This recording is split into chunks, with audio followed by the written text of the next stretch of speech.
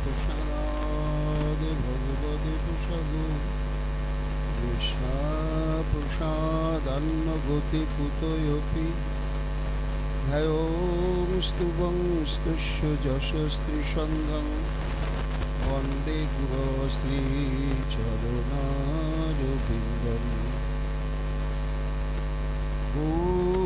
कृपा घनीभूतं प्रभुं श्री हरिनन्दनं मम जीवन सर्वस्वं भक्त्या नौमि पुनः पुनः राधा कृपामयं वपुं श्रीगुरुदीनतारकं प्रभुं श्री गौरगोपालं भक्त्या नौमि पुनः पुनः अजानुलम्बितो भुजो कनकावदातो संकीर्तनैकपितरो कमलाक्षो विश्वम्भरो द्विजबरो जुगधर्मपालो वन्दे जगत्प्रियकरो करुणायवतारो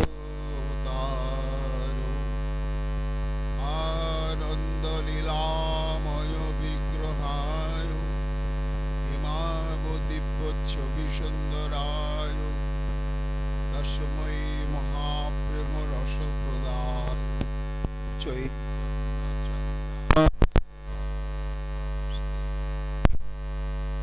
आनन्द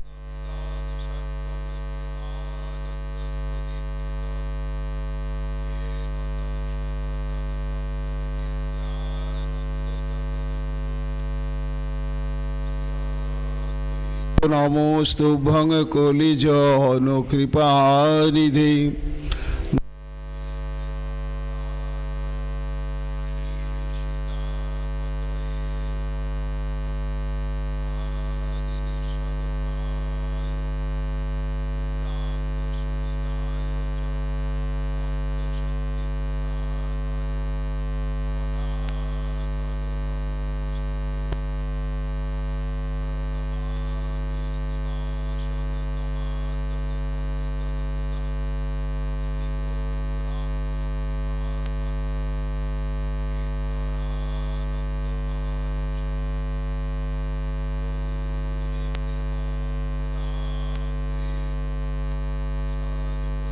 समदर्शिने नारायण सुताय च श्रीमन्नरहरये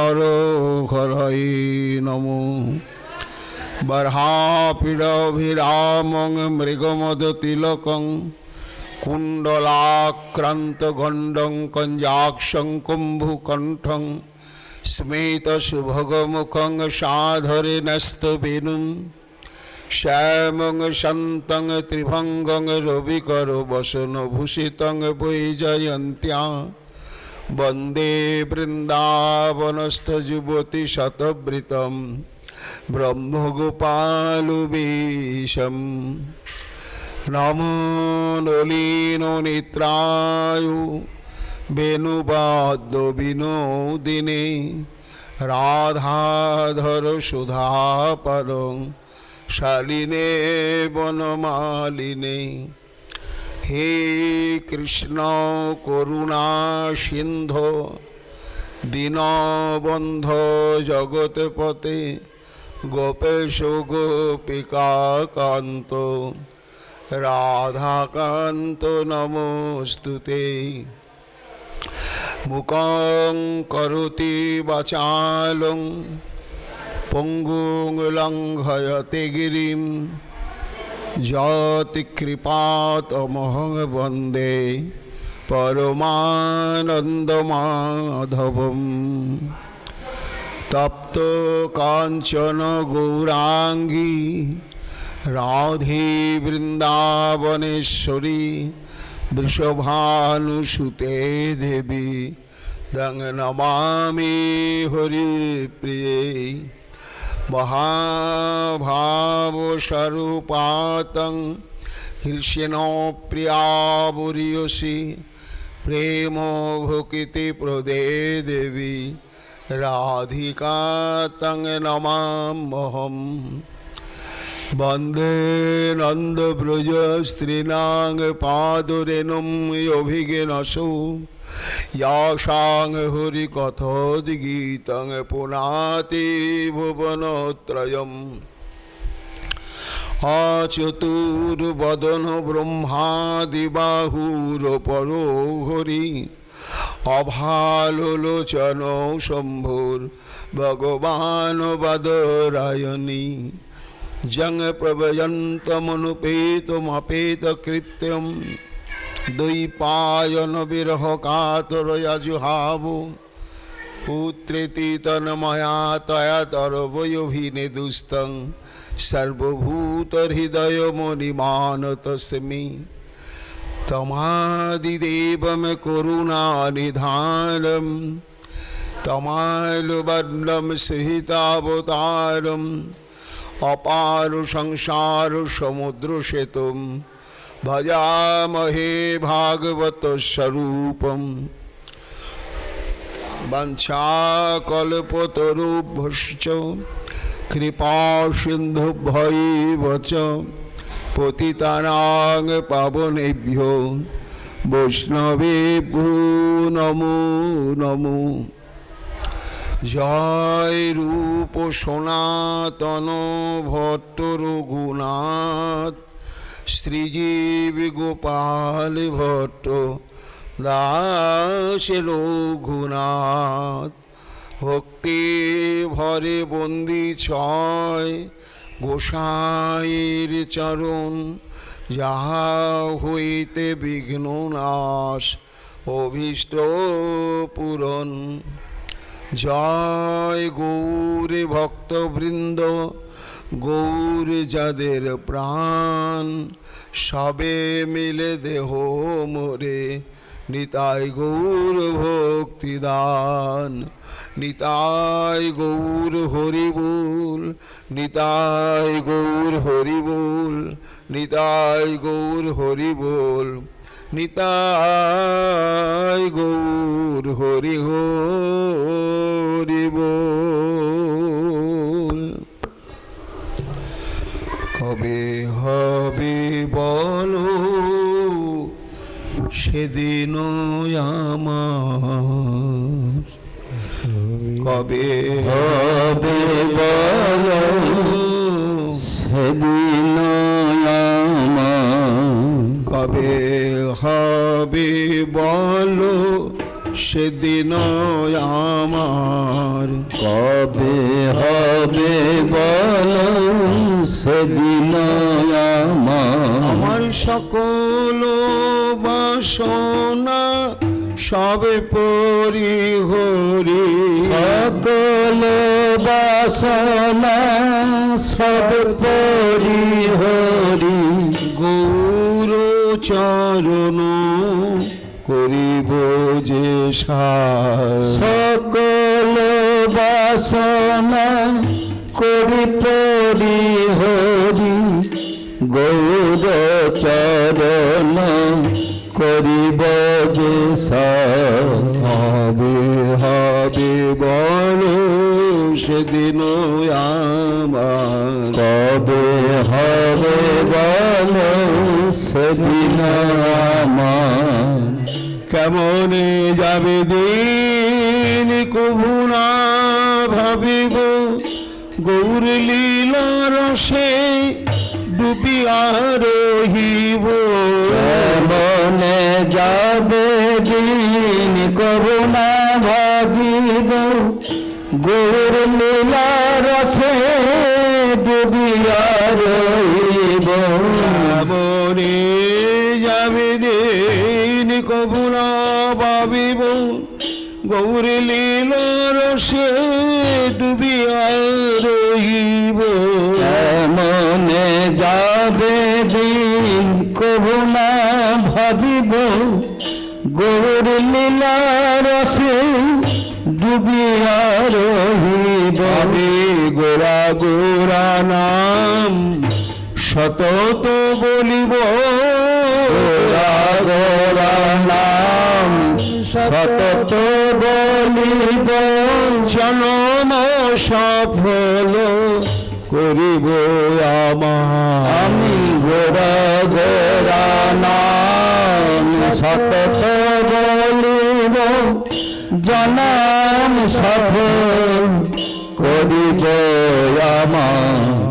কবে হবে বলো সেদিন আমার, কবে হবে বলো সেদিন আমার, কবে হবে বলো সেদিন আমার, কবে হবে বলো সেদিন আমার।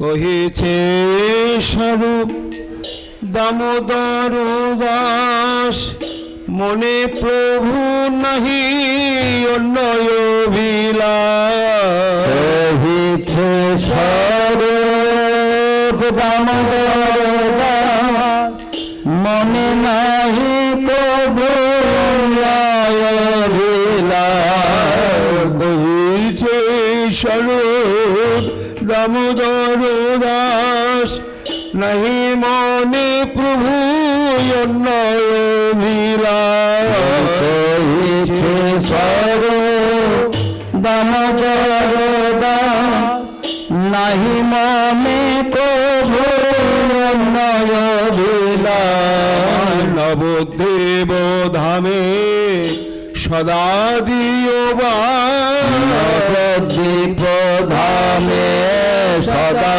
দিও বাস। নবদ্বীপ ধামে সদা দিও বাস, নবদ্বীপ ধামে সদা দিও বাস। যে রূপে জনম লোভী যতবার, নবদ্বীপ ধামে সদা দিও বাস। যে রূপে জনম লোভী যতবার, কবে হবে বলো সেদিন আমার, কবে হবে বলো সেদিন আমার, কবে হবে বলো সেদিন হবে বলো সেদিন আমার। রাধা রানী কি জয়, রাধা দামোদর देव की जय, पुरुषोत्तम श्री चैतन्य महाप्रभु की जय, अभिन्न चैतन्य तनु श्रीमन नित्यानंद प्रभु श्री चैतन्य भागवत ग्रंथ की जय, वृंदावन दास ठाकुर की जय, गंगा भागीरथी की जय, नवद्वीप धाम की जय, अनंत कोटि ब्राह्मण वैष्णव की जय, प्रेम दाता परम करुण गुरु महाराज की जय। जय जय श्री राधे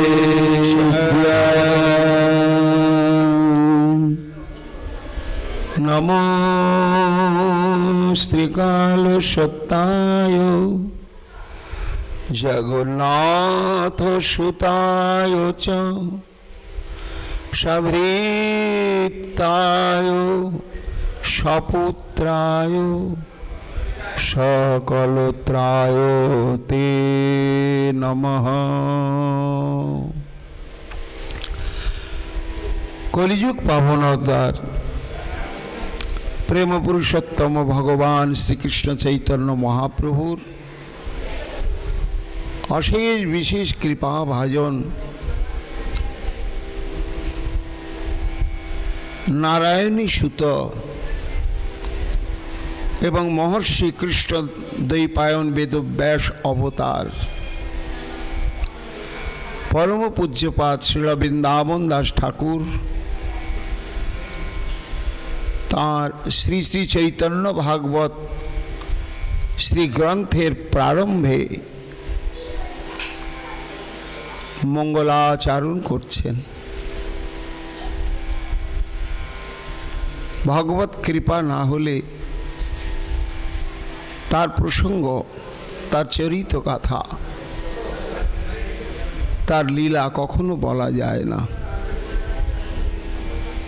তাই সর্বপ্রথমই হচ্ছে তার কৃপা আশীর্বাদ পরিপূর্ণভাবে পেতে হবে।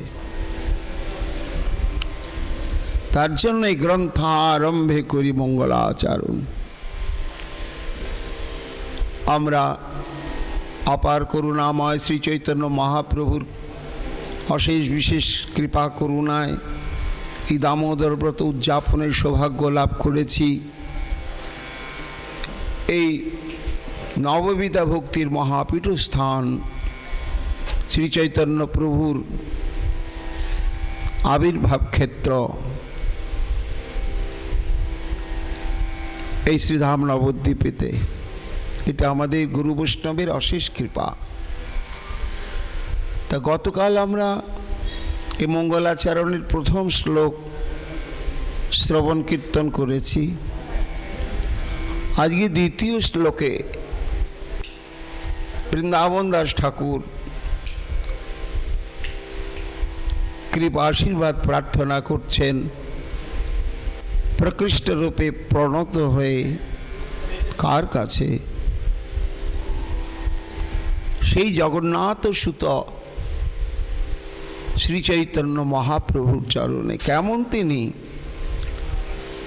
নমঃ ত্রিকাল সত্যায়। সাক্ষাৎ ব্যাসদেব তো, কাজে তিনি ভগবত তত্ত্ববেত্তা। তিনি জানেন যে যুগে যুগে কালে কালে যুগের প্রয়োজনে ভগবান এই মাইক ব্রহ্মাণ্ডে অবতীর্ণ হলেও তিনি ত্রিকাল সত্য। এই ত্রিকাল সত্য বলতে কাল তো তিনটি, একটি ভূত মানে অতীত, আর ভবিষ্যৎ এবং বর্তমান। তা অতীতে যিনি অবিকৃত স্বরূপে অবস্থান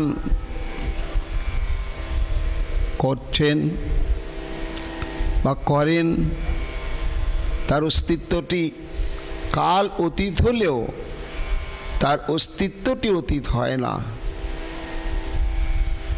তেমনি ভবিষ্যতে যে তিনি তার অস্তিত্বকে প্রকট করে তবেই তিনি জগৎকে প্রত্যয় দেবেন যে আমি আছি, তা নয়। ভবিষ্যৎকালেও তিনি চরম সত্য তত্ত্ব বিশেষ,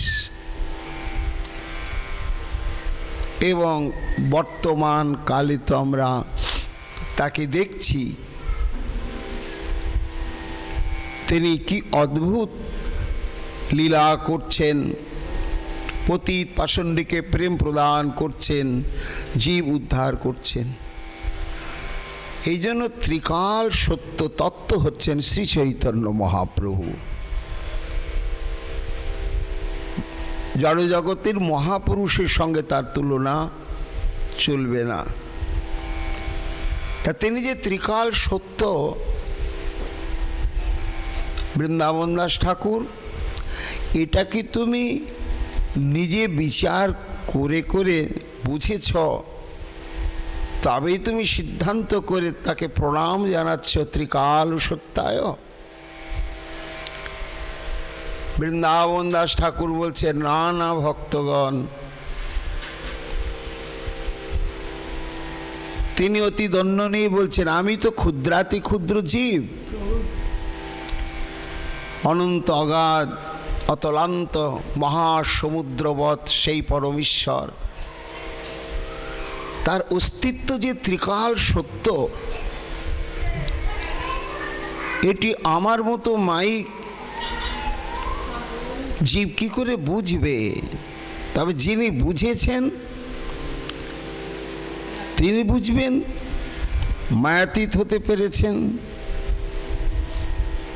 আর কে বুঝবেন? স্বয়ং শ্রী ভগবান বুঝবেন যে তিনি তিনটি কালেই সত্য রয়েছে। বৃন্দাবন দাস ঠাকুর তার কি কোনো প্রমাণ পেয়েছেন যে শ্রী ভগবান তিনটি কালেই ছিলেন, এখনো আছেন এবং থাকবেন? এ কথা কি বিচার করে বোঝা যাচ্ছে, না তিনি স্বীকৃতি দিয়েছেন?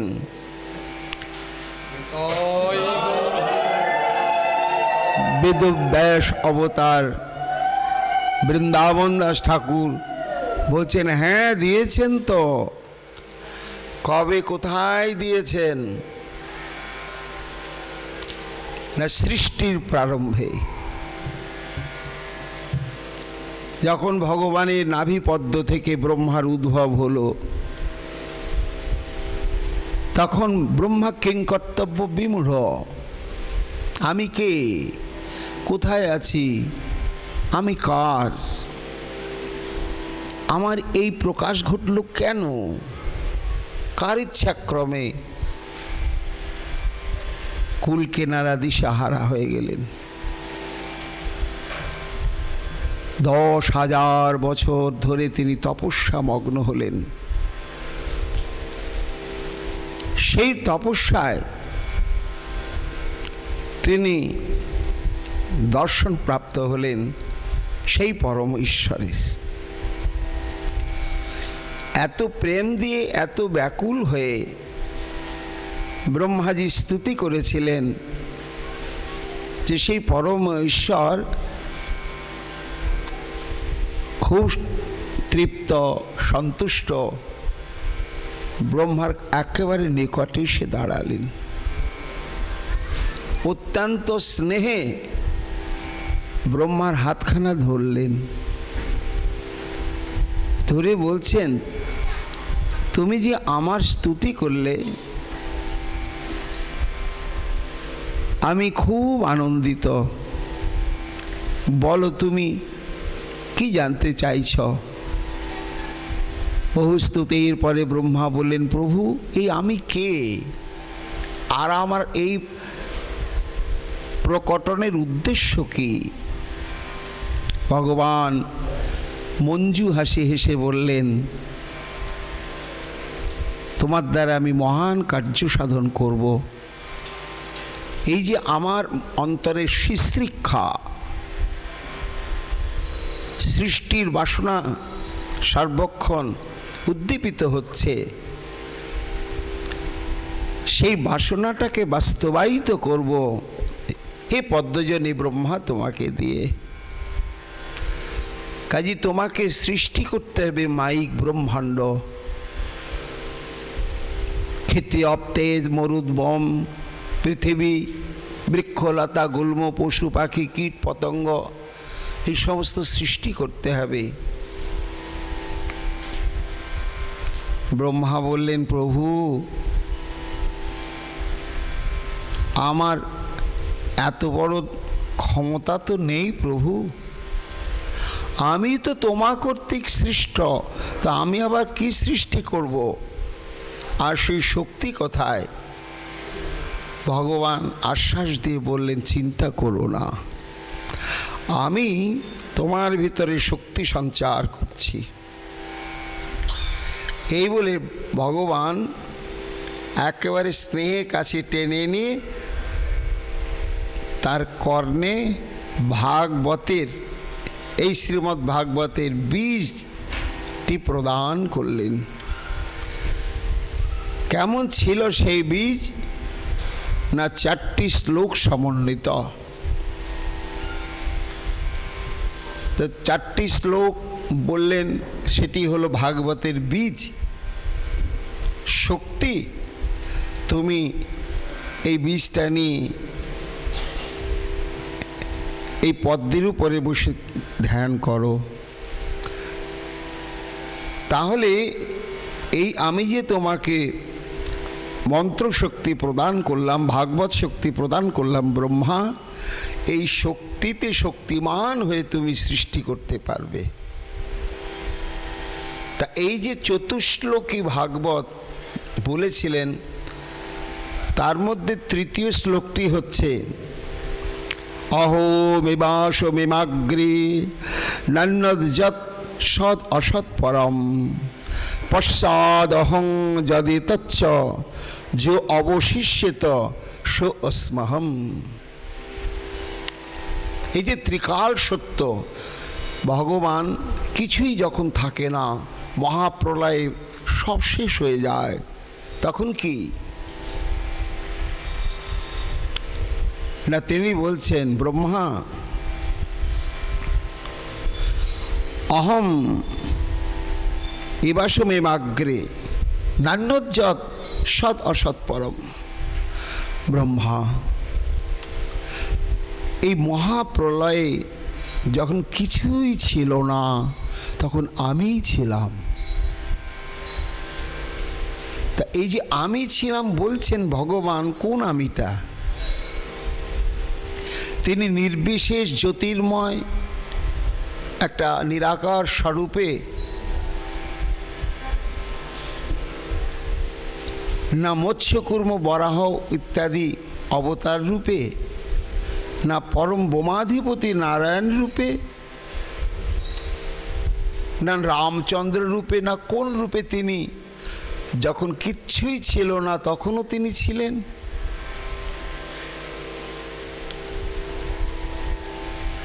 না মহাজন বলছেন তিনি হচ্ছেন স্বয়ং ভগবান,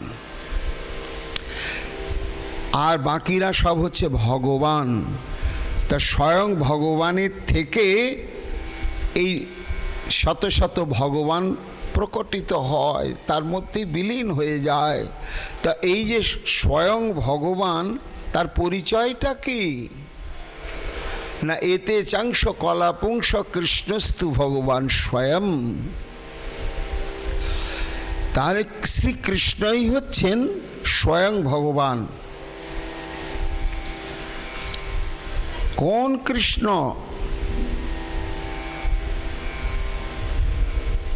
চৈতন্য মহাপ্রভু বলেন, শ্যাম সুন্দর যশোদানন্দন এই তত্ত্ব জানি, যার পরিচয় ব্রজরাজনন্দন যশোদানন্দন।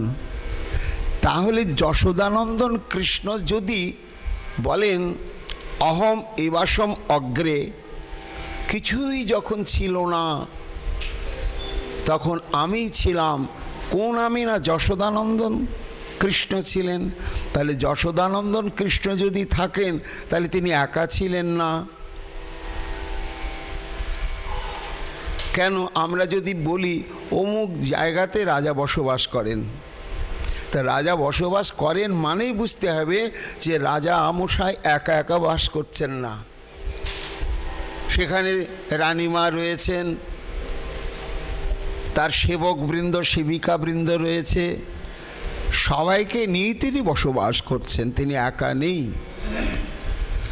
তেমনি যদি আমরা আমি ছিলাম যিনি বলছেন, তিনি যদি যশোদানন্দন কৃষ্ণই হন এবং কিছুই যখন ছিল না তখন তিনি ছিলেন, তাহলে যশোদানন্দন কৃষ্ণরূপে যদি থাকেন তাহলে বৃন্দাবনও ছিল, সবই ছিল। বৃন্দাবন দাস ঠাকুর বলছেন এইটি হচ্ছে যুক্তি। ত্রিকাল সত্যের মধ্যে একটা পরম সত্য নিজেই প্রকাশ করলেন ব্রহ্মার কাছে, কিছুই যখন ছিল না আমিই ছিলাম। এটা ভূতকালে তিনি সত্য। কোন সত্য? না ওই কৃষ্ণ স্বরূপে সত্য। এবং এই যে পরিদৃশ্যমান ব্রহ্মাণ্ড দেখছো, ব্রহ্মা এই যে আমি তোমার সামনে আছি, তাহলে বর্তমান কালে আমি আছি। আবার পশ্চাৎ অহং যদি তচ্চ যো অবশিষ্যেত সু অস্মহম। আবার ভবিষ্যৎকালে এই যে তোমার দ্বারা আমি সৃষ্টি করছি ব্রহ্মাণ্ড, জীব সৃষ্টি হবে, নরদেহ পাবে, আমার ভজন করবে, সিদ্ধি লাভ করবে, তারপর এক সময় প্রলয়কাল এলে আবার একে একে একে সব ব্রহ্মাণ্ড প্রলয় হয়ে শেষ হয়ে যাবে। তো যখন শেষ হয়ে যাবে তখন কিছুই থাকবে না। না, जो অবশিষ্যত সো অস্মি অহম। কিছুই যখন থাকবে না তখন ওই আমিই থাকবো। কোন আমি? আমার এই বৃন্দাবন বিহারী স্বরূপ নেই আমি থাকব। তাহলে বৃন্দাবন দাস ঠাকুর বলছেন যে ভক্তগণ, আমি যে তাকে প্রণাম করলাম ত্রিকাল সত্যায় বলে, তিনি যে সত্যি সত্যি ত্রিকাল সত্য তত্ত্ববিশেষ, এটা পণ্ডিতগণ বিচার করে বিশ্লেষণ করে তো বুঝেছেন, কিন্তু সর্বোপরি শ্রীমুখে তিনি নিজেই সেটা ব্যক্ত করেছেন। এই জন্য পরম সত্য তত্ত্ব তিনি ত্রিকাল সত্য। তাই নমস্ত্রিকাল সত্যায়। তারপরে প্রণাম করছেন জগন্নাথ সুতায় চ। সেই ত্রিকাল সত্য ভগবান তিনি আবার জগন্নাথ মিশ্র ঠাকুরের পুত্ররূপে অবতীর্ণ হয়েছেন। ভক্তগণ বললে, ও বৃন্দাবন দাস ঠাকুর, এ তোমার সিদ্ধান্তটা আমরা নিতে পারছি না। কেন না, এই প্রথম শব্দেই তুমি তাকে ত্রিকাল সত্য বলে ঘোষণা করলে। তা যে তত্ত্ব ত্রিকাল সত্য, তার জন্ম থাকবে না, তিরোধান থাকবে না, কর্ম থাকবে না, তার শৈশব, বাল্য, পৌগণ্ড, যৌবন, প্রৌঢ় বয়স, জরা, ব্যাধি, বার্ধক্য এসব কিছু থাকবে না। যিনি ত্রিকাল সত্য তত্ত্ব, তার জন্ম নেই। তা তুমি বলছো জগন্নাথ সুতায় চ, জগন্নাথ মিশ্রের পুত্র। তা জগন্নাথ মিশ্র ঠাকুরের যদি ছেলে হয় তাহলে জন্মিল। আবার একেবারে মায়ের পেটে ছিল ছোট্ট, তারপরে পড়লে একটু বড় হয়েছে, আবার বড় হয়েছে, তারপরে বড় হয়েছে, বাল্য ছিল, তারপরে তার পৌগণ্ড এসেছে, তারপরে কৈশোর এসেছে। তা যিনি ত্রিকাল সত্য তত্ত্ব, তিনি এক বয়সে একই রকম অবিকৃতভাবেই থাকেন। তার জন্ম নেই আর তার কোনো কর্মও নেই। তাহলে ইনি তো কর্ম করবেন, আবার জন্মগ্রহণ করেছেন, আবার শৈশব থেকে কৈশোর যৌবনে পদার্পণ করছেন। কি করে তুমি ত্রিকাল সত্য বলছো? এটা তো বড় বিতর্কিত প্রণাম হয়ে গেল। ব্যাস অবতার বৃন্দাবন দাস ঠাকুর বলছেন, ভক্তগণ সংশয় প্রকাশ করো না। এই ত্রিকাল সত্য বস্তুটি অপ্রাকৃত চিন্ময় সচ্চিদানন্দ স্বরূপ বিশেষ। তিনি অজ, তার জন্ম নেই, তার কর্মও নেই, এটা ঠিক, কিন্তু তার সবই আছে। তিনি জগৎ পিতা, আবার তার পিতা মাতাও আছে। তার শোনো ভক্তগণ, এই জড় জগতের কোনো মহাপুরুষের বাবা মার মতন জগন্নাথ মিশ্র ঠাকুরকে ভেবো না, সচিমাকে ভেবো না। এরা হচ্ছে তত্ত্ব। আর ভগবান তিনি অজ, তবুও জগতের কল্যাণের নিমিত্ত তিনি জন্ম পরিগ্রহ করেন। ওটা ইচ্ছা প্রণোদিত, করুণা প্রণোদিত হয়ে, এবং যার ঔরসে, যার গর্ভে জন্মগ্রহণ করেন, তারা জড় জগতের রক্তে মাংসে গড়া বাবাও নয়, মাও নয়। কোথায় জন্মগ্রহণ করেন তিনি? তাহলে ওই যে জগন্নাথ মিশ্র ঘরে, সচিমায়ের উদরে। তা আবার তিনি এই রকম পিতামাতাকে আশ্রয় করেন না। শোনো শাস্ত্র কি বলছে। ভগবান বললেন, অজ অপি সন্ন বায়াত্মা ভূতানাম ঈশ্বরপি সন প্রকৃতিম সাম অধিষ্ঠায় সম্ভব আত্মমায়া। হে অর্জুন, আমি অজ, আমার জন্ম নেই, তবে আমি জগতের প্রয়োজনে জন্মলীলাকে আশ্রয় করি। কিভাবে আশ্রয় করো? কাকে আশ্রয় করে আসো তুমি? প্রকৃতিম সাম অধিষ্ঠায়, আমার অন্তরঙ্গা প্রকৃতিকে আশ্রয় করে আমি জন্মলীলাটা প্রকট করি। কি তোমার অন্তরঙ্গা প্রকৃতির পরিচয়? অর্জুন বলছেন, সখা শোনো, আমার 3 প্রকার প্রকৃতি রয়েছে। একটা বহিরঙ্গা প্রকৃতি, তাকে মায়া বলে। আর একটা তটস্থা প্রকৃতি, তাকে জীব বলে। আর একটা হচ্ছে অন্তরঙ্গা প্রকৃতি, তাকে কি বলে? অন্তরঙ্গা শক্তি বলে।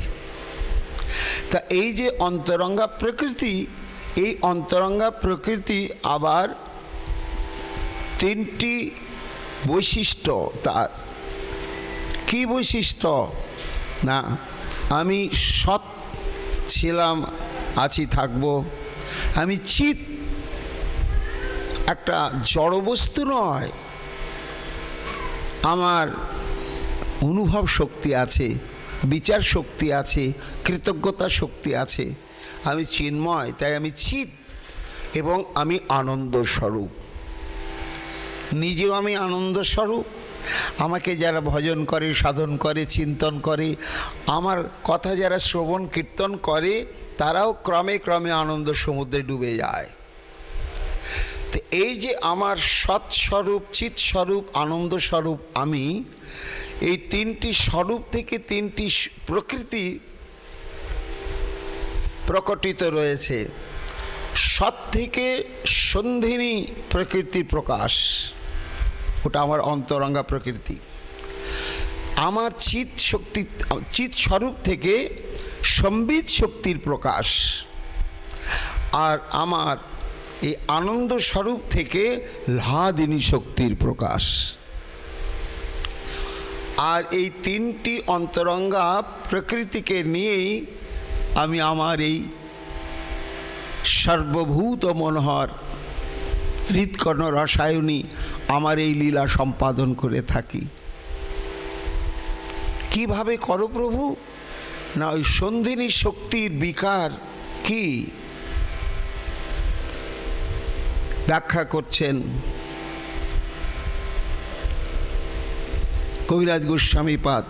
সন্ধিনীর সার অংশ শুদ্ধ সত্য নাম, ভগবানের সত্তা হয় যাহাতে বিশ্রাম। এই যে ভগবান যে সৎস্বরূপ, সেই সৎস্বরূপ থেকে যে শক্তির প্রকট হলো, তার নাম সন্ধিনী শক্তি। এই সন্ধিনী শক্তি কিভাবে ভগবানের সেবা করেন? আধার তত্ত্বরূপে। ভগবান যেখানে জন্মগ্রহণ করবেন, সেখানকার মাটিটা হচ্ছে ওই সন্ধিনী প্রকৃতি, মাটি রূপ ধারণ করে আছেন। কেন না, এই মাটি ভগবানকে নিতে পারবে না, ধারণ করতেই পারবে না।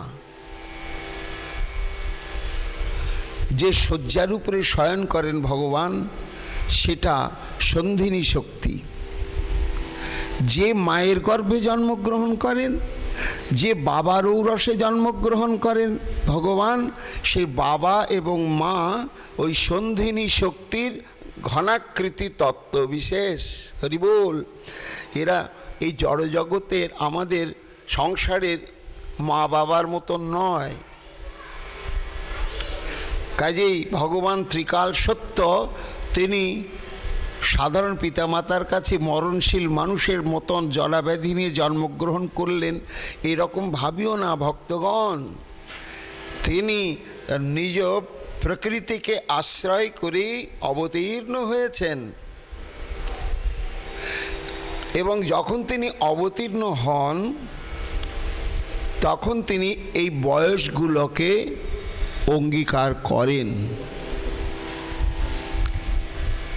এখন বাল্য বয়স, তারপর পৌগণ্ড, তারপর কৈশোর, তারপর যৌবন। এই বয়সগুলোকে অঙ্গীকার করেন তিনি কেন? প্রেম রস আস্বাদন করবার জন্য। তার স্বরূপটা হচ্ছে চিরকাল তিনি নিত্য কিশোর স্বরূপ। কিন্তু ভক্তগণ, এই যে তিনি ত্রিকাল সত্য বস্তু, এই জগন্নাথ সচিকে আশ্রয় করে আসছেন, এই তত্ত্বটা সাধারণ মানুষ বুঝতে পারে না। অবজানন্তি মাংমুরা মানুষিত নুমাশ্রিত, ভগবান আক্ষেপ করে বলেছেন যে মানুষ তো মাইক জগতের মানুষ, তারা ভাবে আমরা যেভাবে জন্মাই, আমরা যেভাবে বাপ মাকে পাই, ভগবানও বোধহয় তাই পায়। কিন্তু না, আমার যে জন্ম, আমার যে কর্ম, আমার বয়স, আমার যা কিছু, সেটা অপ্রাকৃত। তাই আমি অর্জুনকে বললাম, জন্ম কর্ম চ দিব্যমেবং যৌবিত্তি তত্ত্বত ত্যক্ত্বা দেহং ন পুনর্জন্ম নৈতি মামেতি অর্জুন। অর্জুন, যারা আমার জন্ম আর এই রকম বয়সের পরিবর্তন এবং তদনুরূপ কর্মাদি ভাবে যে ভগবান লীলা করছেন, এটা আমাদের প্রাকৃত মানুষের মতন কর্ম নয়, এটা ভগবানের লীলা। এটা তত্ত্বত সম্যকরূপে সাধু সঙ্গ করতে করতে যারা অনুভব করতে পারে, তারাই জানতে পারে যে আমি কেন জগন্নাথ মিশ্র সচির তনয় হয়ে এলাম। আর যখন তারা এই তত্ত্বটা জানতে পারে, ত্যক্ত্বা দেহং পুনর্জন্ম ন ইতি, তাদের আর পুনর্জন্মই হয় না অর্জুন। তাহলে কি হয়? অর্জুন বলছেন, এই দেখো, তা তুমি না আগেই বলেছ জাতস্য হি ধ্রুব মৃত্যু ধ্রুবং জন্ম মৃতস্য চ, যার জন্ম হবে সে মরবেই, আর যে মরবে তার জন্ম হবেই। আবার এখন বলছো যে তোমাকে তত্ত্বত যারা জানে যে তুমি পূর্ণ ব্রহ্ম সনাতন, তোমার জন্ম কর্মাদি এই জড়জগতের মানুষের মতন নয়, এটা অপার্থিব চিন্ময়, এইভাবে তারা তত্ত্বত জানলে জন্মের পরে আর পুনর্জন্ম হয় না, তবে কি হয়? মাম এতি, আমার সেবাযোগ্য দেহ প্রাপ্ত হয়, তারা আমার ধামেই চলে আসে, আর জড়জগতে ফিরে যায় না জন্ম মৃত্যু যন্ত্রণা ভোগ করবার জন্য। আবার গোবিন্দ বলেছেন অর্জুনকে, যোমাম অজমনাদিং চ বিত্তি লোকমহেশ্বরম অসং মূঢ়সমর্তেষু সর্বপাপ বিমুচ্যতে। হে ভক্তগণ, এই জন্য যখন গৌর কথা কৃষ্ণ কথা শ্রবণ করতে বসবে, তখন গৌর কৃষ্ণকে অপ্রাকৃত চিন্ময় বুদ্ধি দিয়ে গ্রহণ করবে। কেন? ভগবান নিজেই বলছেন, হে অর্জুন, যারা আমাকে জন্মরহিত অনাদি এবং সর্বলোকের আমি একমাত্র মহা ঈশ্বর, এটা সম্যক অনুভব করতে পারে, তারা সর্বপাপই প্রমুচ্যতে, সমস্ত পাপ থেকে বিনির্মুক্ত হয়ে গিয়ে আমার কাছেই পৌঁছে যায়, কিন্তু বুঝতে পারে না। এই জন্য বৃন্দাবন দাস ঠাকুর বলছেন যে আমি যে বললাম যে ত্রিকাল সত্যায় জগন্নাথ সুতায় চ, এটা আমি ঠিকই বললাম, জগন্নাথ ঠাকুর রক্তে মাংসে গড়া কোনো জড়জগতের পিতার মতো নয়, তিনি শ্রী ভগবানের সৎ থেকে প্রকাশিত সন্ধিনী শক্তির ঘনাকৃতি রূপ। আর ভগবান ওই সন্ধিনী শক্তিকে আশ্রয় করেই জন্মগ্রহণ করেন, এ কথা ঘোষণা করেছেন কে? ভোলেনাথ, বাবা ভোলেনাথ। কার কাছে? মা পার্বতীর কাছে। কখন? দক্ষ যজ্ঞকে কেন্দ্র করে একটা সভা আয়োজিত হয়েছিল। সেই সভার সভাপতি নির্ধারিত হয়েছিলেন প্রজাপতি দক্ষ। তা সেখানে সবাই আহুত হয়েছিলেন, সবাই উপস্থিত হয়েছে। তার নেমন্তন্ন ছিল ভোলেনাথেরও।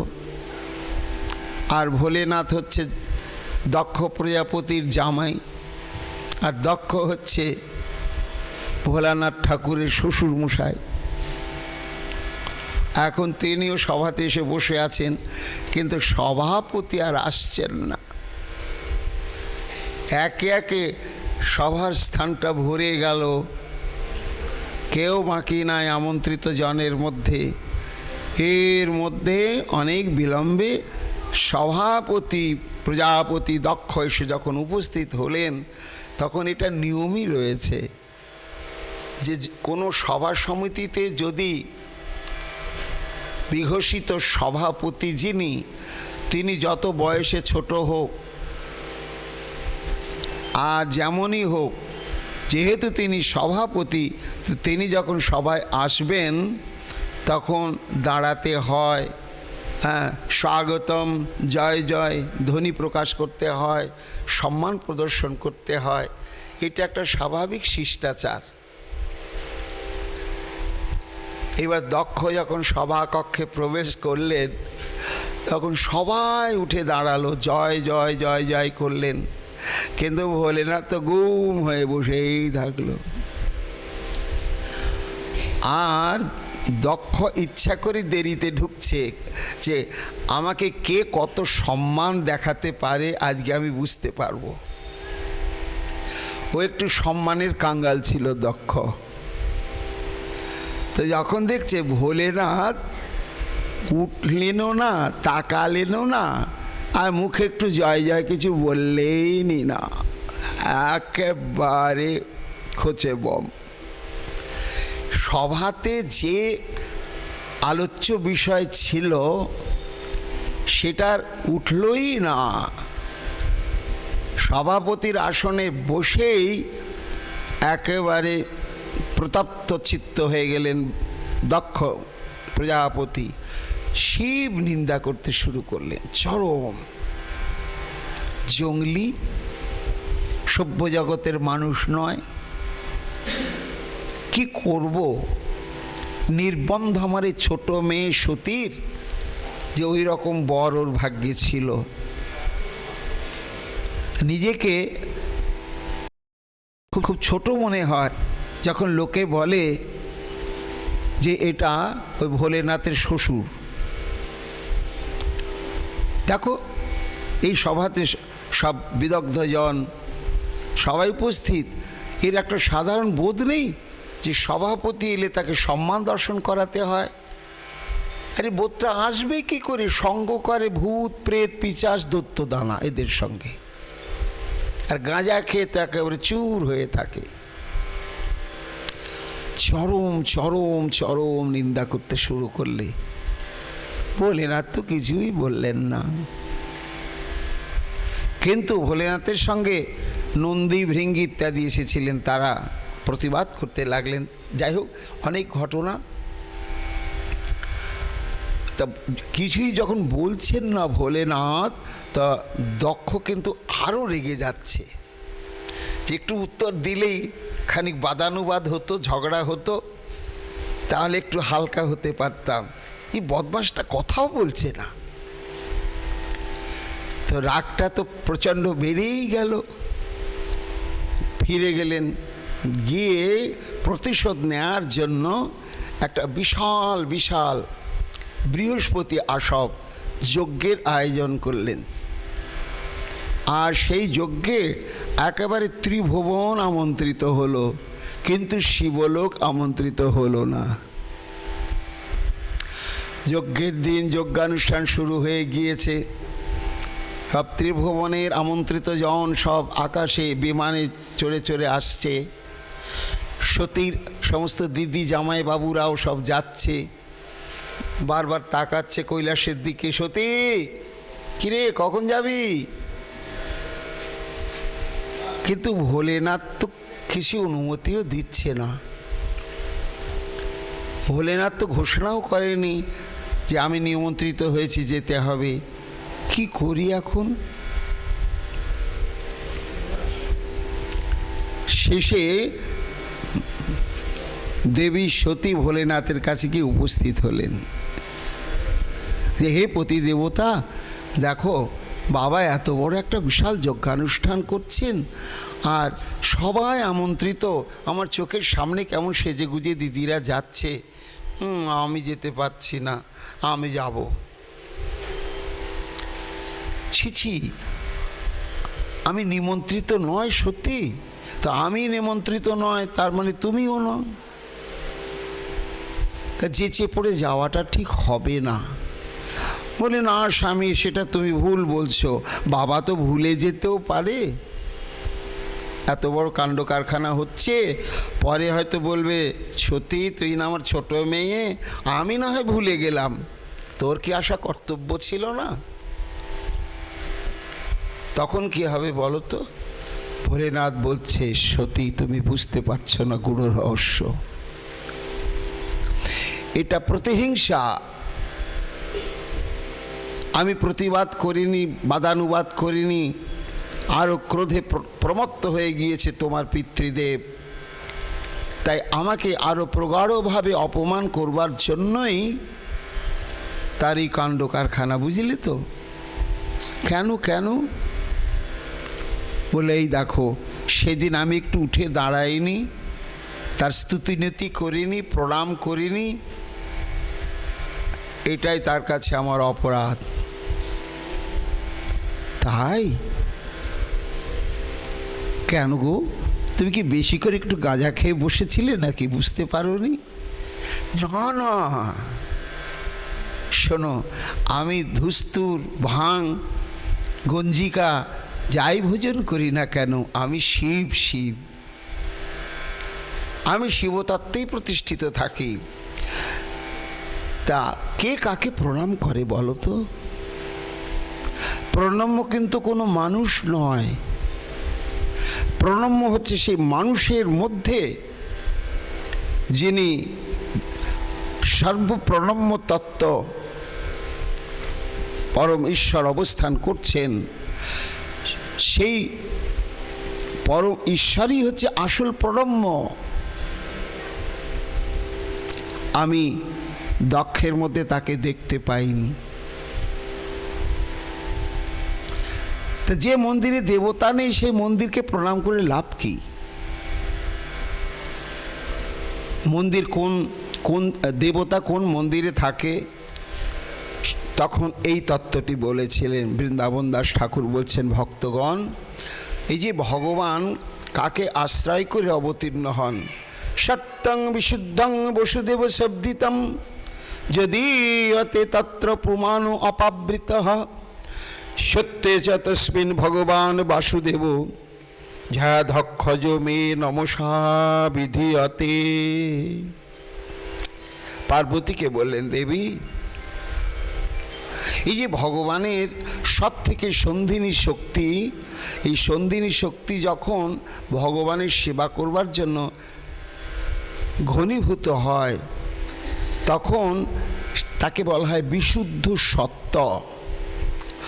আর এই বিশুদ্ধ সত্ত্বের এক নাম হচ্ছে বসুদেব। এটা বসুদেব মানে তত্ত্ব, ওই সুরসেনের পুত্র বসুদেব নয়। বসুদেব মানে একটা তত্ত্ব। আর সেই বসুদেব নামক তত্ত্বকে আশ্রয় করে অপাবৃত পুরুষ যে বাসুদেব, তিনি কি হন? বিধিয়তে প্রকটিত হন। তাই ওই নন্দ মহারাজ, ওই সুরসেনের পুত্র বসুদেব, এরা সবাই হচ্ছে বিশুদ্ধ সত্যের তত্ত্ব বসুদেব। বৃন্দাবন দাস ঠাকুর বলছেন, এই তত্ত্বই যদি সেটা হয়, তাহলে হে ভক্তগণ, এই জগন্নাথ মিশ্র কে? না, জগন্নাথ মিশ্রের মধ্যে দুটি তত্ত্ব রয়েছে। ইনি সাক্ষাৎ নন্দ মহারাজ, আবার এর মধ্যেই সাক্ষাৎ বসুদেব রয়েছেন। ব্রজলীলাতে বসুদেব আলাদা একজন, নন্দ মহারাজ আলাদা একজন। কিন্তু যখন এই নবদ্বীপ লীলা, তখন জগন্নাথ মিশ্রের মধ্যে বসুদেবও রয়েছেন এবং নন্দ মহারাজ রয়েছেন। এরা হচ্ছে নিত্য লীলা পরিকর, এরা হচ্ছে বসুদেব, মানে বিশুদ্ধ সত্য তত্ত্ব। আর গীতায় ভগবান বললেন, প্রকৃতিম শাম অধিষ্ঠায় সম্ভাব্যামি আত্মমায়া।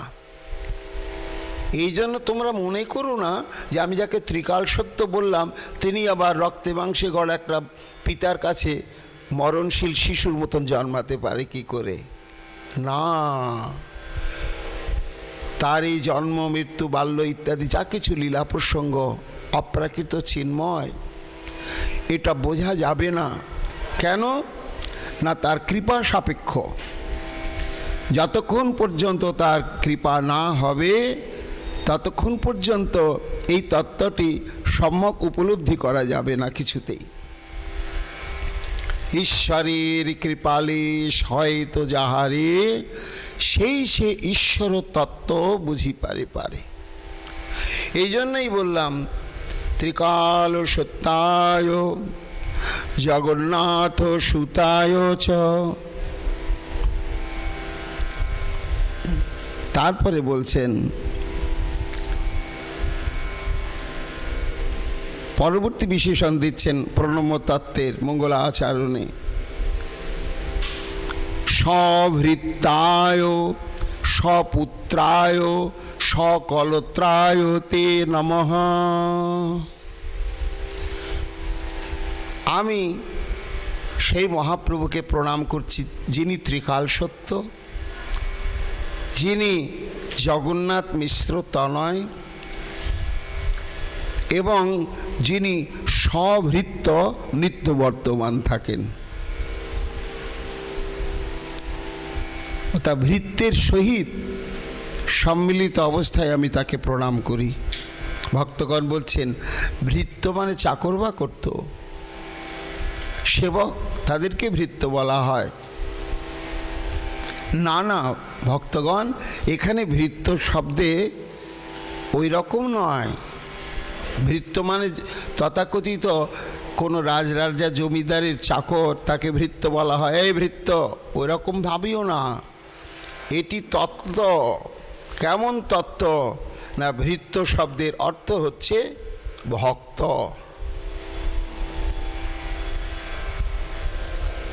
কি করে বুঝবো? ওই যে মহাজন বাণী, কৃষ্ণ সেই সত্য করে যেই মাগে ভৃত্য, ভৃত্য বাঞ্ছা পূর্তি বিনা নাহি অন্য কৃত্য। মহাজন বলছেন, ভগবানের সাধন ভজন কি? আমাদের যেমন সাধন ভজনের যত কিছু প্রচেষ্টার মূলেই হচ্ছে ভগবানকে সুখ দেওয়া, তাই তো? ভোগ লাগাচ্ছি, সাজাচ্ছি, মালা গাচ্ছি, ফুল তুলছি, রান্না করছি, তার সামনে নাচছি, সাজাচ্ছি, পরিক্রমা করছি, কীর্তন করছি, হরিকথা বলছি, শুনছি, যা কিছু করছি, এর মূলেই হচ্ছে ভগবানকে সুখ দেওয়া। তাহলে ভক্তের যেমন কৃত্য, মানে একমাত্র অখিল কর্ম প্রচেষ্টাই হচ্ছে ভগবানকে সুখ দেওয়ার জন্য, আবার তেমনিও ভগবান খালি সুখ ভোজন করবার জন্য নিশ্চেষ্ট হয়ে থাকেন না, তারও কৃত্য আছে, তিনিও ভীষণ ব্যস্ত। তার কারো দিকে তাকানোর এমন অবসর নাই, এমন তিনি ব্যস্ত। কি তার এত কিসের কাজের তাড়াহুড়ো? না, কৃষ্ণ সেই সত্য করে যেই মাগে ভৃত্য। অর্থাৎ ভক্তগণের বাসনা, এখানে ভৃত্য শব্দ হচ্ছে ভক্ত। কেমন ভক্ত? আমার মতো ভক্ত নয় যে মন্ত্র নিলে আমি নিশ্চিত চাকরি পাবো, তাই কৃষ্ণ মন্ত্র নিয়ে গোবিন্দের চরণে ফুল তুলসী দিই, আমি ভক্ত সেজেছি, ওই রকম ভক্ত নয়। কেমন ভক্ত? যিনি ভগবানের সত্যবাণীকে অন্তর দিয়ে শ্রদ্ধা সহকারে মেনে নিয়ে তদ্বিত আচরণ করেন। কি? সর্বধর্মান পরিত্যজ্য মামেকং শরণং ব্রজ। আমার যদি সেবক সাজতে চাও, সর্বধর্মান পরিত্যজ্য, সমস্ত ধর্মকেই তুমি পরিত্যাগ করো। কোন ধর্ম? হিন্দু ধর্ম, মুসলমান ধর্ম, খ্রিস্টান ধর্ম, বৌদ্ধ ধর্ম না, এই সর্বধর্ম বলতে লাখো লাখো ধর্ম। এতগুলো ধর্মকে নিয়ে আমরা রয়েছি, কিন্তু কি না, এই আমি ব্রাহ্মণ, ক্ষত্রিয়, শূদ্র, বৈশ্য ইত্যাদি, এটা বর্ণ ধর্ম। আশ্রম ধর্ম, আমি ব্রহ্মচারী, গৃহস্থ, বানপ্রস্থি, সন্ন্যাসী। আবার আমি নারী, তখন নারীত্বের একটা ধর্ম আছে। আমি পুরুষ, পুরুষত্বের একটা ধর্ম আছে। আমি বিয়ে থা করেছি, স্বামী হয়ে গিয়েছি, তখন স্বামীত্বের একটা ধর্ম আছে। আমি স্ত্রী হয়েছি, তখন স্ত্রী ধর্ম আছে। ছেলে মেয়ের জন্ম দিলাম, এই রে আমি বাবা হয়ে গেলাম, তখন পিতৃধর্ম। আমি মা হয়ে গেলাম, তখন মাতৃধর্ম। আর এই ছেলেটা তখনও তারও একটা ধর্ম, পুত্র ধর্ম।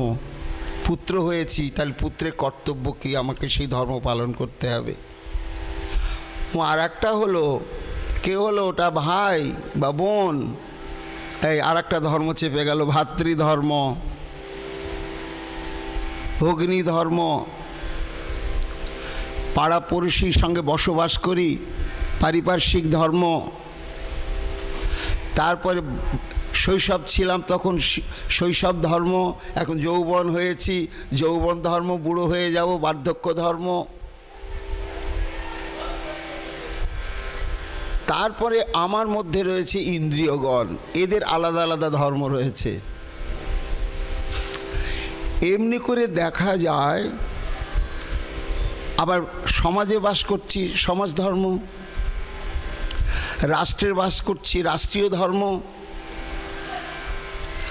এমনি করে দেখা যাচ্ছে যে লাখো লাখো ধর্মকে আশ্রয় করে আমরা বেঁচে আছি।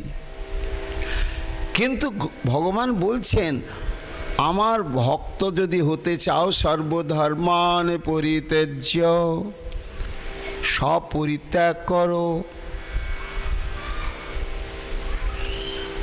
তাহলে পাপ হবে না? আমি বাবা হয়েছি, ছেলের জন্ম দিয়েছি, তাকে পালন করব না, এই যে পাপ হবে। তুমি তো মনুসংহিতাতে লিখেছ। হ্যাঁ, লিখেছি। কাদের জন্য? সমাজকে একটা শৃঙ্খলার মধ্যে বেঁধে রাখার জন্য এইসব আমি নিয়মকানুন করেছি। কিন্তু কেউ যদি আমাকে ভজন সাধনের জন্য সংকল্প গ্রহণ করে, তখন ওই যত রকম ধর্ম ত্যাগ করলে যত পাপ প্রত্যাবায় হবে, আমি তা গ্রহণ করে সমস্ত পাপ থেকে মুক্ত করে দেব অর্জুন। বৃন্দাবন দাস ঠাকুর বলছেন, এই যে কৃষ্ণ তাহা করে যাহা বাঞ্ছে ভৃত্য, এই ভৃত্য শব্দে ভক্ত। কেমন ভক্ত? না, যিনি সর্বধর্ম পরিত্যাগ পূর্বক সর্বক্ষণ কিঙ্কর স্বরূপ ব্রত নিয়ে অবস্থান করছেন ভগবানের কাছে। কি কিঙ্কর কাকে বলা হয়? এই ঝাড়টা দে, ঝাড় দিয়েই পরিষ্কার। আবার কি করব? ও হয়ে গেল, কাপড়টা কেচে দে। কেচে দিয়ে বলছি কিঙ্করমি, আবার কি করব? ও তাহলে যা লুকড়ি টুকড়ি নিয়ে, জল টল নিয়ে রান্নার ব্যবস্থা করব। সঙ্গে সঙ্গে করে দিয়ে বলছে এবার কি করব। যিনি নিজের সুখ স্বাচ্ছন্দ্য পরিত্যাগ করে সর্বক্ষণ প্রভুর বাসনা পূরণের জন্য ব্যস্ত থাকেন, তিনি কিঙ্কর বা ভৃত্য বা প্রকৃত ভক্ত। এইবার যারা প্রকৃত ভক্ত হন তাদের জন্য ভগবানের একটা প্রতিজ্ঞা রয়েছে। কি প্রতিজ্ঞা রয়েছে? যে যথা মাং প্রপদ্যন্তে তাং ততৈব ভজাম্যহম। হে অর্জুন, আমাকে যে যেমনভাবে ভজন করে আমি তাদেরকে তেমনি করেই ভজন করি। এটা আমার স্বভাব, এটা আমার কৃত্য। যারা সকামভাবে আমাকে ভজনা করছে তারা সকাম ভক্ত বা সকাম ভৃত্য, আমি তদনুরূপী তাদের ফল প্রদান করি। যারা নিষ্কামভাবে আমার ভজন করছে, আমার ভক্ত বা ভৃত্য, তখন আমি তাদের সেই তদনুরূপী ফল দিয়ে থাকি। এই জন্য হে অর্জুন, আমার সর্বদা ব্যস্ততা প্রচেষ্টাই হচ্ছে সমস্ত ভক্তগণের বাসনা পূরণ। এই জন্য ভৃত্য শব্দে ভক্ত বলা যায়। এই ভক্ত কারা? না, এই যে দ্বাদশ গোপাল, 64 মহন্ত, 6 চক্রবর্তী, অষ্টকবিরাজ ইত্যাদি পরিকর বৃন্দ মহাপ্রভুর, এরাই হচ্ছে ভৃত্য। আর এই ভৃত্যের সঙ্গে যখন মহাপ্রভু নিত্য বর্তমান থাকেন তখনই মহাপ্রভুর প্রকৃত স্বরূপটি অনুভববিদ্ধ হয়। একা একা মহাপ্রভুকে দর্শন করলে মহাপ্রভুর স্বরূপটি পূর্ণাঙ্গ রূপে অনুভব হবে না। যার জন্য আজকে মঙ্গলাচরণে সেই জগন্নাথসুত শ্রী চৈতন্য মহাপ্রভুর চরণে আত্মসমর্পণপূর্বক কৃপা আশীর্বাদ প্রার্থনা করছেন বৃন্দাবন দাস ঠাকুর। সভৃত্তায়, অর্থাৎ ভক্তমণ্ডলী পরিবেষ্টিত যে তুমি প্রভু, সেই তোমাকে আমি প্রণাম করি, আমার প্রণতি নিবেদন করি। তারপরে বলছেন সভৃত্তায় সপুত্রায়, পুত্রের সহিত তুমি বর্তমান এমন যে মহাপ্রভু জগন্নাথ সুত, আমি তোমাকে প্রণাম করি। ওমা, আমার গৌর সুন্দরের আবার ছেলে মেয়ে হলো কবে? ছেলে মেয়েই তো হলো না। প্রিয়াজির বয়স যখন 11 বছর তখন মহাপ্রভুর বয়স 21, বিয়ে হয়েছিল। আর মহাপ্রভুর বয়স যখন 24, প্রিয়াজির বয়স 14, তখনই তো মহাপ্রভু চলে গেলেন, আর তো সঙ্গই হলো না। তাহলে পুত্র কোথায়? না, ওই যে আমরা কালকে মঙ্গলাচরণে আলোচনা করেছি, পুত্র মানে হচ্ছে সংকীর্তন পিতরৌ। মহাপ্রভুকে সংকীর্তনের জনক বলা হচ্ছে। তো জনক মানে কি? ছেলে যেমন মায়ের পেটে থাকলে তাকে কেউ দেখতে পায় না, জানতে পারে না, অজ্ঞাত হয়ে থেকে যায়। কিন্তু অজ্ঞাত থাকলেও বুঝতে হবে যে গর্ভস্থ সন্তানের মাও আছে, বাবাও আছে। কিন্তু যতক্ষণ ভূমিষ্ঠ না হয় ততক্ষণ যেমন জানা যায় না, তেমনি শাস্ত্র গর্ভে এই যুগধর্ম নাম সংকীর্তন ছিল বটে, কিন্তু তার চেহারাটা কেমন সেটা ভূমিষ্ঠ হলো যখন, তখন জানা গেল। কখন? না, যখন চৈতন্য মহাপ্রভু আবির্ভূত হলেন তখন তার সঙ্গে সঙ্গে মহাপ্রভুকে আশ্রয় করে ইচ্ছাক্রমে সংকীর্তন নামক পুত্র আবির্ভূত হলেন। নিতাই গৌর হরি বল। এই জন্য পূর্ব যুগে কীর্তন শব্দটা ছিল, কিন্তু কীর্তনের যে স্বরূপটা কেমন এবং এটা যে ভগবত প্রাপ্তির একটা শক্তিশালী ভজনের অঙ্গ, এটা প্রচারিত ছিলই না, একেবারেই ছিল না। সেটা কখন জানাজানি হলো না, চৈতন্য মহাপ্রভু নিজে দেখিয়ে দিলেন। ভক্তগণকে নিয়ে শ্রীবাস অঙ্গনে, পুণ্যবন্ত শ্রীবাস অঙ্গনে শুভারম্ভ, উঠিল কীর্তন ধ্বনি গোপাল গোবিন্দ। এই জন্ম হলো সংকীর্তনের। মানুষ জানলো এটার নাম সংকীর্তন, এইভাবেই করতে হয়। এবং আনন্দের সঙ্গে উদ্দণ্ড নৃত্য করছেন সংকীর্তনে। সংকীর্তনের একটা অঙ্গ হচ্ছে নৃত্য। নিজানন্দে নাচে মহাপ্রভু বিশ্বম্ভর, চরণের তালি শুনি অতি মনোহর। তা এই যে সংকীর্তনের এই রূপটা, এটা দৃশ্যমান হলো মহাপ্রভুর দ্বারাই। শাস্ত্রগর্ভে এটা ছিলই। তা প্রভু আমার এই সংকীর্তনকে জন্ম দিলেন, মানে প্রকট করলেন। এই জন্য তাকে বলা হচ্ছে পুত্র। তাই সংকীর্তন পিতা স্বরূপ, সংকীর্তনময় স্বরূপ হে জগন্নাথ মিশ্র তনয়, তোমাকে আমি নমঃ, তোমার চরণে আমি পরিপূর্ণ শরণাগতি প্রার্থনা করি। ভক্তগণ বলছেন, বৃন্দাবন দাস ঠাকুর, তাহলে আপনার মঙ্গলাচরণ শেষ হলো?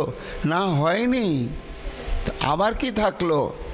সভৃত্তায় সপুত্রায় সকলত্রায় তে নম। তো সকলত্রায় তে নম মানে, কলত্রায় মানে কি? এটি বড় রহস্যময় শব্দ। সকলত্রায়, সকলত্র চতুর্থীতে কলত্রায় হয়েছে। তাহলে সকলত্র বলতে গেলে কলত্র শব্দে হচ্ছে স্ত্রী, পত্নী। তাহলে ও বৃন্দাবন দাস ঠাকুর, এই তোমার মঙ্গলাচরণের প্রণামের শেষ কথাটা বলছ যে মহাপ্রভুর সহধর্মিণীর সঙ্গে তুমি তার চরণে প্রণাম নিবেদন করছ। কলত্র শব্দে তো স্ত্রী বা। বৃন্দাবন দাস ঠাকুর বলছেন, না গো, ওটা সকলত্র এইরকম যদি তোমরা আলাদা করো তাহলে অর্থটা ওই রকম হয়ে যায়। আলাদা করিও না। কিভাবে বলবো? একসঙ্গে বলো, সকলত্র, সকলত্র, সকলত্র নয়, সকলত্র। তাহলে কি হলো? সকল মানে হচ্ছে সমস্ত ব্রহ্মাণ্ডের স্থাবর জঙ্গম কীট পতঙ্গ, এই যে 4 প্রকার জীব আছে, উদ্ভিজ্জ, জরায়ুজ, স্বেদজ আর অন্ডজ। জীব হচ্ছে 4 প্রকার। উদ্ভিজ্জ যত রকম ঘাস, গাছ, লতা পাতা ইত্যাদি, এরা কিন্তু জীব। এদেরকে বলা হয় উদ্ভিজ্জ জীব। আর এক রকম জীব হয় স্বেদজ। কেমন দেখবেন, ঝাড়ঝাটনা এক জায়গায় স্তূপিক করে রেখে দিয়েছেন, তারপরে 2-4-5 ঘন্টা পরে একটু নেড়ে ঘেটে দেখবেন তার মধ্যে পোকা জন্মে গেছে। একটা আলুর মধ্যে পোকা জন্মে আছে, ওখানে আলুটার ভেতরে কোনো বাবা মাও গিয়ে জন্ম দিয়ে এলো না। এই রকমভাবে সৃষ্ট যে সমস্ত জীব, তাদেরকে বলা হয় স্বেদজ। এগুলো বহু প্রকার, এমনি এমনি জন্মায়। আর এক প্রকার জীব হচ্ছে অন্ডজ, ডিম থেকে হয়। আর এক প্রকার জীব হচ্ছে জরায়ুজ, মায়ের পেট থেকে হয়। তা সকল শব্দে হচ্ছে এই 4 প্রকার জীব, কোনো জীব বাকি নয়। আর ত্র শব্দে হচ্ছে ত্রাণকারী। তা এই যে সকলত্র শব্দের অর্থ হচ্ছে যে সমস্ত চতুর্বিধা জীবকে যিনি ত্রাণ করতে এসেছেন তিনি হচ্ছেন সকলত্র। কলত্রায় মানে তাকেই আমি প্রণাম করছি। নিতাই গৌর হরি বল। বৃন্দাবন দাস ঠাকুর ভক্তগণকে বলছেন, দেখো আমার গৌর কেবলমাত্র সৃষ্টির মুকুটমণি মানুষের জন্য আসেনি, এই 4 প্রকার জীবের জন্যই এসেছেন এবং তিনি অবতীর্ণ হয়ে এই 4 প্রকার জীবকেই পরিত্রাণ করলেন। পশু পাখিকে করলেন ঝাড়িখণ্ডের পথে শ্রীধাম বৃন্দাবনে, কুকুরাদিকে করলেন, আর মানুষের ক্ষেত্রে তো সর্বজনবিদিত বৃক্ষলতাদিকে করলেন। চৈতন্য ভাগবতে বর্ণিত আছে দক্ষিণ ভারতে পরিভ্রমণ করতে গিয়ে 7টা তাল গাছকে আলিঙ্গন করলেন হরি হরি বলতে বলতে মহাপ্রভু। একবারে চোখের সামনে তাল গাছগুলো মর্তভূমি পরিত্যাগ করে ধেই ধেই করে হরি বলতে বলতে বৈকুণ্ঠে চলে গেল। সমস্ত মানুষরা দেখে আশ্চর্য হয়ে গেলেন, এ কি মানুষের সমাজে মানুষের জন্য মানুষের ভগবান আসে, কিন্তু বৃক্ষকুলকে উদ্ধার করতে কোনো ভগবান কি এসেছে? ঝাড়িখণ্ডের পথে যত সিংহ ব্যাঘ্র সর্প বন্য হস্তি কেউ বাকি থাকলো না, সবাইকে পরিত্রাণ করলেন বৃন্দাবন দাস ঠাকুর। তাই বলছেন ভক্তগণ, এমন আমার গৌরকে আমি প্রণাম না জানি, তার কৃপাশীর্বাদ না পেয়ে আমি কি করে চৈতন্য ভাগবত গ্রন্থখানা লিখব? তাই সকলত্রায়তে নম, এইভাবে মঙ্গলাচরণের 2য় শ্লোকে মহাপ্রভুর চরণে প্রণত হয়ে তার কৃপা আশীর্বাদ প্রার্থনা করছেন। করে ভাবলেন, না না, আমার আরও কৃপা পাওয়ার দরকার, আরও আমার প্রণাম বন্দনা করার প্রয়োজন রয়েছে। এই বলে পরবর্তী শ্লোকেতে আবার তিনি মঙ্গলাচরণের কি বলছেন সেটা আমরা আগামীকাল ঠিক এই সময় শ্রবণ কীর্তন করব। এখনকার মতো শ্রী চৈতন্য ভাগবতের প্রসঙ্গ এইখানেই বিশ্রাম লাভ করছে। Nitai Gour horrible, Nitai Gour horrible, Nitai Gour horrible. জয় জয় রাধে কৃষ্ণ রাধে গোবিন্দ, জয় জয় রাধে কৃষ্ণ রাধে গোবিন্দ, জয় জয় শ্যাম সুন্দর মদন মোহন বৃন্দাবন চন্দ্র, জয় জয় শ্যাম সুন্দর মদন মোহন বৃন্দাবন চন্দ্র, জয় জয় রাধারমন রাজবিহারী শ্রী গোকুলানন্দ, জয় জয় রাধা রমন দাস বিহারী শ্রী গোকুলানন্দ,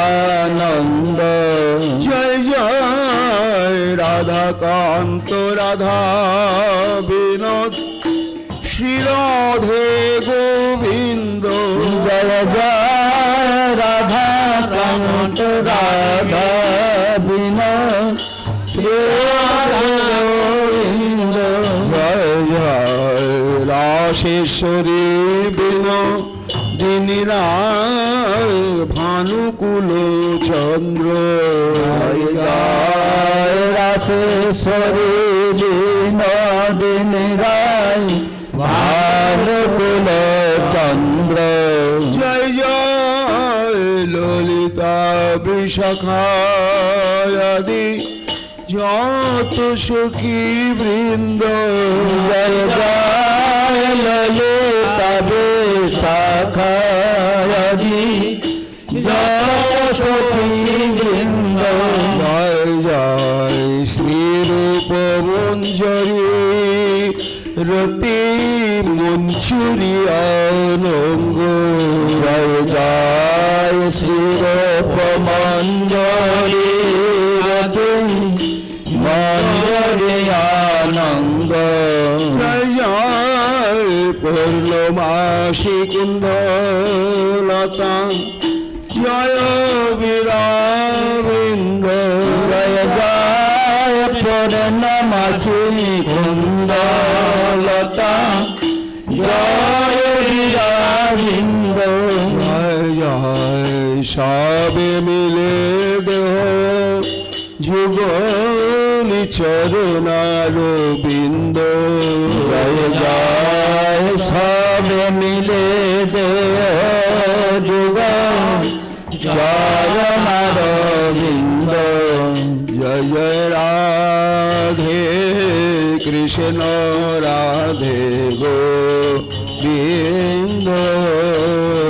জয় জয় রাধে কৃষ্ণ রাধে গোবিন্দ গৌরাঙ্গ নিত্যানন্দ শ্রী অদ্বৈত চন্দ্র গদাধর শ্রীবাসাদি গৌর ভক্ত বৃন্দ শ্রী গৌরাঙ্গ নিত্যানন্দ শ্রী অদ্বৈত চন্দ্র গদাধর শ্রীবাসাদি গৌর ভক্ত বৃন্দ শ্রীকৃষ্ণ চৈতন্য প্রভু নিত্যানন্দ হরে কৃষ্ণ হরে রাম শ্রী রাধা গোবিন্দ শ্রীকৃষ্ণ চৈতন্য প্রভু নিত্যানন্দ হরে কৃষ্ণ হরে রাম শ্রী রাধে গোবিন্দ নরহরি প্রাণ গোরা গৌরাঙ্গ হে হরে প্রাণ গোড়া গৌরাঙ্গ গোরা গোরা গোরা গোরা গৌরাঙ্গ হে গোড়া গোড়া গোড়া গোড়া গৌরাঙ্গ হরি অন্তরে বাহিরে গোরা গৌরাঙ্গ হে অন্তরে বাহিরে গোড়া গৌরাঙ্গ জীবনে মরণে গোরা গৌরাঙ্গ হে জীবনে মরণে গোড়া গৌরাঙ্গ শয়নে স্বপনে গোরা গৌরাঙ্গ হে শয়ন স্বপনে গোড়া গৌরাঙ্গ আমার তোমার সবার গোরা গৌরাঙ্গ হে আমার তোমার সবার গোড়া গৌরাঙ্গ কাঙ্গালের ঠাকুর গোরা গৌরাঙ্গ হে কাঙালের ঠাকুর গোড়া গৌরাঙ্গ দুর্বলের বল গোরা গৌরাঙ্গ হে দুর্বলের বল গোড়া গৌরাঙ্গ গোরা প্রাণ গোরা গোরা প্রাণ গোরা গোড়া প্রাণ গোড়া প্রাণ গোড়া प्रेम पुरुषोत्तम भगवान श्री चैतन्य महाप्रभु की जय राधा दामोदर देव की जय दामोदर व्रत की जय श्री चैतन्य भागवत की जय वृंदावन दास ठाकुर की जय नवद्वीप धाम की जय गंगा भागीरथी की नवद्वीप वासी की भक्त मंडली की मातृ मंडली की आपन आपन गुरु महाराज महाराज की जय जय श्री राधे